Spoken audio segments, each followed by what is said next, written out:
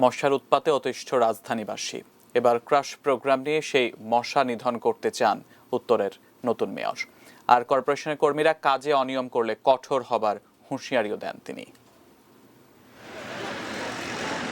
রাজধানীর হাতিরঝিল শুক্রবারের ছুটির দিনে যারা একটু বিনোদনের জন্য ঘুরতে এসেছেন, মশা যেন তাদের তাড়িয়ে বেড়াচ্ছে। এখানে আসি আমরা খুশির জন্য, বাচ্চা কাচ্চা নিয়ে আনন্দ করার জন্য, কিন্তু যেভাবে মশায় কামড়ায় এখানে তো অসুখ হওয়ার সম্ভাবনা আছে আমাদের বাচ্চাদের। এখানেও মশা, অনেক মশা, সবখানেই মশা। কোনটা বসতেই পারতেছি না, দাঁড়ায় থাকতে পারতেছি না, কানের ভিতর, চোখের ভিতর, গালের ভিতর চলে, কথা বললে গালের ভিতর চলে যায়।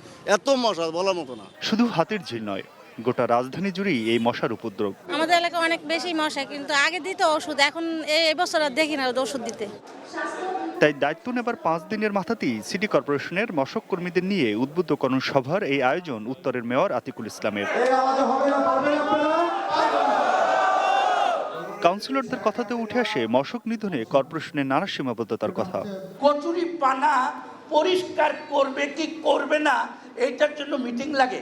আমাদের প্রাকৃতিকভাবে সৌন্দর্যের জন্য কেন ডোবা নালা থাকবে, কেন কচুরি পানা থাকবে? This is a routine procedure. Every day, every moment it has to be clean by this conservancy department.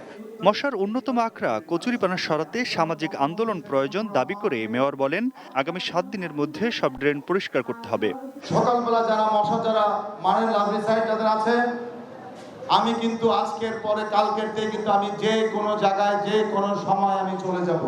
এর পরে যদি কোনো নিয়মের ব্যক্ত ঘটে, আপনারা কিছু মনে করবেন না, আমি কিন্তু কঠোর হতে বাধ্য হব, কঠোর থেকে কঠোরতর। বিমানবন্দরে মশার উপদ্রব দেশের ভাবমূর্তি ক্ষুণ্ণ করছে এমন মন্তব্য করে নতুন মেয়র কর্মীদের কার্যকরভাবে ফগিং মেশিন চালানোর নির্দেশ দেন। লোক দেখানো ফগিং মেশিন কিন্তু মারা চলবে না, লোক দেখানো সকালবেলা লাভলি সাইড মারা চলবে না, এফেক্টিভ করতে হবে।